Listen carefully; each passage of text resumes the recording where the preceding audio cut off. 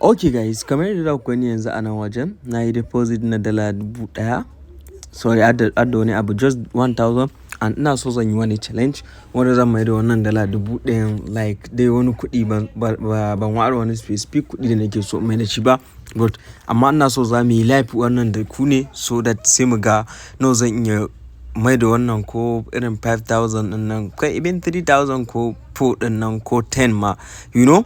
But amma dai a wannan bidiyon za mu yi live wannan da ku kamar yadda za ku gani gashi nan na yi deposit normal.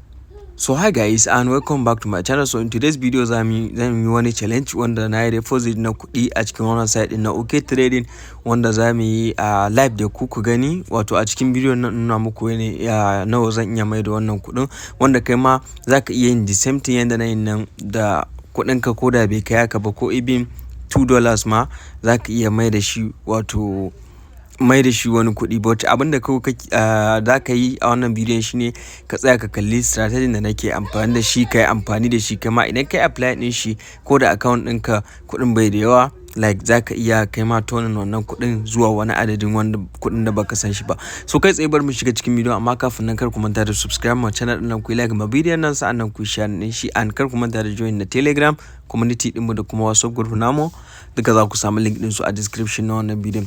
Okay, so kai tsaye kamar yadda kuke gani idan muka dawo wajen home, so kafin mu fara wannan din a dan ko wasu abubuwa da mutum yake dan bukatan ya sani. Okay, so ga waɗanda suke so idan suka yi trading, wato suka yi asaran kuɗin su samu compensation a cikin wannan site din, abinda za ka yi na farko za ka zo za ka shiga wajen calculator, za ka yi amfani da calculator din su. Idan ka zo anan za ka saka amount na kuɗinka a daidai nan wajen kamar yadda kuke gani. So ni kun ga 1000 ne ko, so idan na danna a nan wajen, so wannan calculator din zai bani yanayin yadda zan na shiga da kuɗi. Trade na farko zan shiga da 0.9, ga trade na biyu ga, you know, kun gane. So muddin na bi wannan yadda wannan calculator din ya tsara min, and then kuma duka na yi asara, so akwai compensation da za su bani, wato za su dawo min da wannan kuɗi na din 100% na kuɗi na, ko kuma 80% haka za a dawo min da kuɗi na. So make sure idan kana son compensation za ka iya bin wannan tsarin.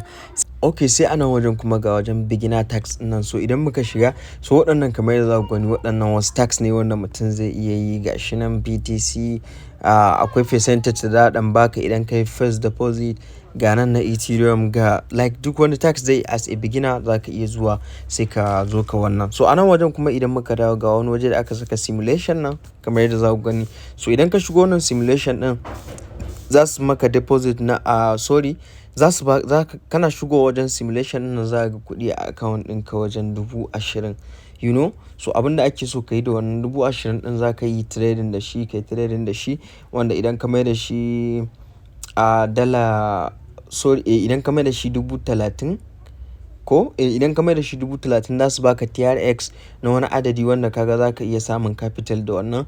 Haka idan ka ci gaba da juya shi ya kai ka kai har miliyan 5, so akwai kyautan iPhone 17 da za su baka, 17 Pro Max. So maimakon a turo maka da wayan, za a iya baka kuɗi na daidai da wannan wayan, you know. So waɗannan su ne kaɗan daga cikin wasu tax da mutum zai iya yi like as a beginner, wanda zai yi wannan kamar yadda za ku gani. Okay, so after that sai yanzu za mu shiga kan challenge ɗinmu, and then ga wanda bai iya trading ɗin ba already, kar ku manta dai akwai signal group ɗinsu. Idan ka zo za ka iya joining, suna sake signal ko da yaushe a cikin group din nan, you know.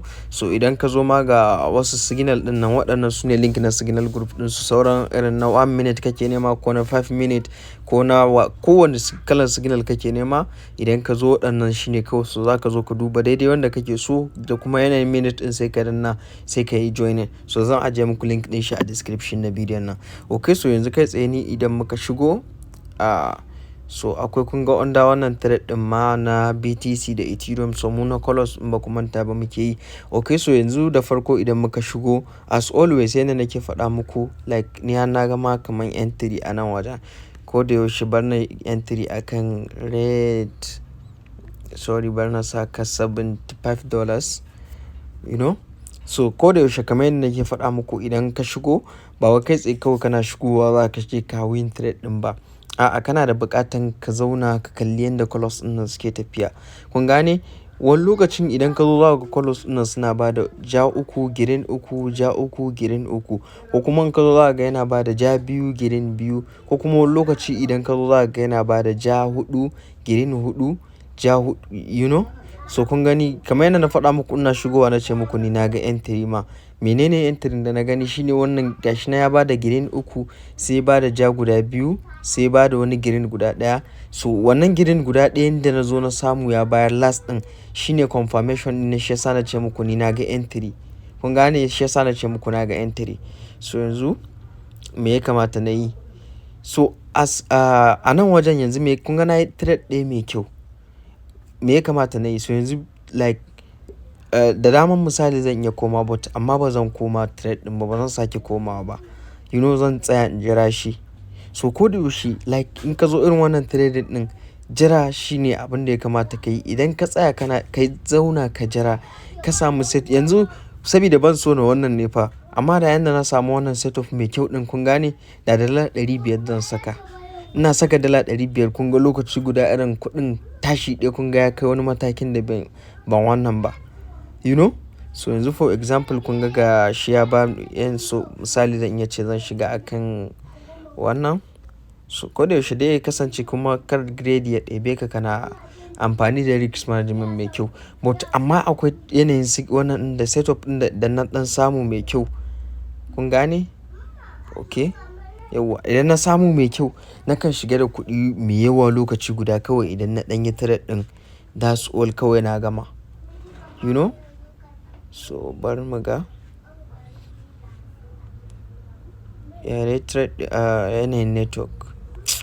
Sannan network sai a hankali. Yawwa. A'a. Ya dai wannan naga balance ɗina ya canja. Yanayin network ƙasan nan sai a hankali. Sai ka ta abu ɗaya. So kun ga ma dai mun yi loss but amma dai na ga wannan ɗina ya canja ne. A'a. Ko na shiga da wannan ɗin la'ila. Kash.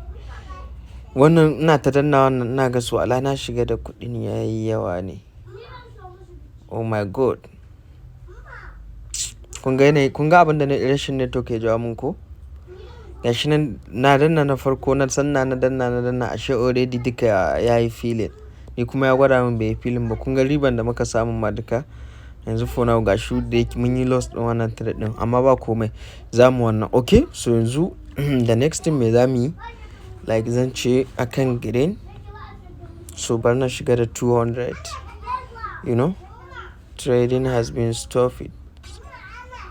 Gani? So yanayin network ɗin yana ba ni kai I don't. Bari na yi refresh na shi so that kada ya sake zuwa bani matsala. You know? Bari na yi so kun ga na yi refresh na shi. Okay. So har yanzu network kun ga gashi nan trade ɗin gashi nan da akan green ɗin muka shiga kun ga gashi nan last ɗin akan green ɗin ya sauka but amma kai wannan issue network ko. So yanzu me zan yi? So yanzu za mu tsaya mu samu confirmation. Yanzu kun ga ba za mu shiga trade ba. Dole jira yanzu za mu yi. Idan muka samu confirmation sai mu shiga. Okay.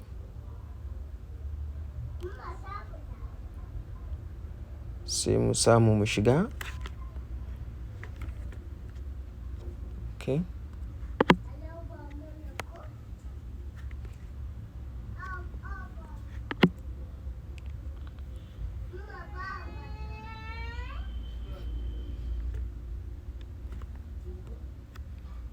To bari na yi refresh na shi mu gani yanzu.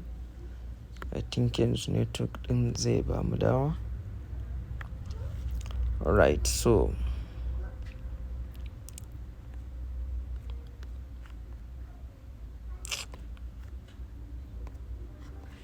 okay. Bari na yawwa. So ina ga yanzu network ɗin ya dawo normal. Yanzu bari mu jira wannan trade din yayi ending sai mu samu confirmation ta yanda za mu iya shiga trade. Okay, so gashi nan dai gani yanayin network yanda ya jawo min ko kasan nan sai a hankali. Still akan green. So har yanzu dai ba zan shiga trade ba idan na ga yana ta tafiya ba wai kun ga ya bada green har guda 4 a jere. So kawai abin da nake jira yanzu shine na tsaya na jira shi da lokacin da ya koma kan kuma bada ja. So a lokacin shi kuma idan ya zo zuwa kan bada ja a lokacin za ka samu trade masu kyau guda biyu.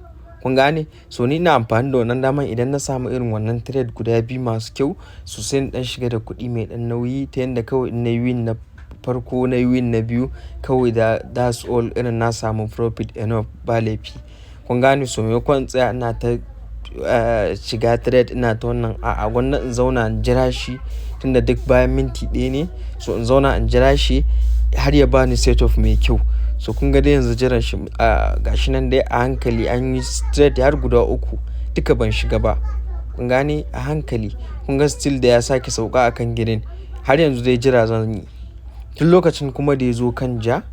Saboda har yanzu kun ga abin da yasa nake jira a nan wajen saboda bana da confirmation, bana da guarantee na cewa yanzu daga wannan green din daga wannan guda 5 din zai tsaya.